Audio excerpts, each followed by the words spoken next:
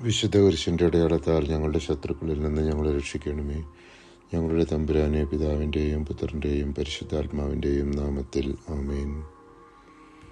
ദൈവാനുഗ്രഹത്തിനായി നാം വൈമനസ്യത്തോടു കൂടാതെയും നിർബന്ധത്തിന് വഴങ്ങാതെയും സത്കൃത്യങ്ങൾ ചെയ്യണമെന്ന് ഉത്ബോധിപ്പിക്കുന്ന തിരുവചന ഭാഗമാണ് വിശുദ്ധ പൗലോസ് കൊറിന്ത്യക്കാർക്ക് എഴുതിയ 2-ാം ലേഖനം 9-ാം അധ്യായം 7-8 തിരുവചനങ്ങൾ.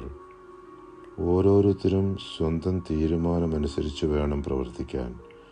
വൈമനസ്യത്തോടെയോ നിർബന്ധത്തിന് കീഴ്വഴങ്ങിയോ ആകരുത്. സന്തോഷപൂർവം നൽകുന്നവനെയാണ് ദൈവം സ്നേഹിക്കുന്നത്. നിങ്ങൾക്ക് ആവശ്യമുള്ളതെല്ലാം സദാ സമൃദ്ധമായി ഉണ്ടാകാനും സത്കൃത്യങ്ങൾ ധാരാളമായി ചെയ്യാനും വേണ്ട എല്ലാ അനുഗ്രഹങ്ങളും സമൃദ്ധമായി നൽകാൻ കഴിവുറ്റവനാണ് ദൈവം. ദൈവാനുഗ്രഹത്തിനായി നമുക്ക് പ്രാർത്ഥിക്കാം.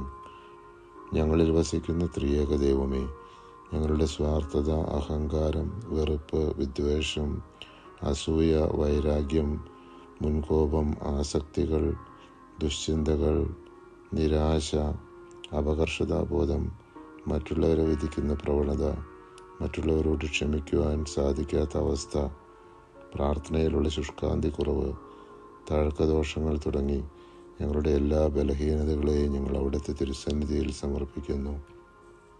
അവിടുത്തെ കൃപാസമുദ്രത്തിൽ ഞങ്ങളുടെ പാപങ്ങളുടെയും കടങ്ങളുടെയും കറ കഴുകി ഞങ്ങളെ വിശുദ്ധീകരിക്കണമേ.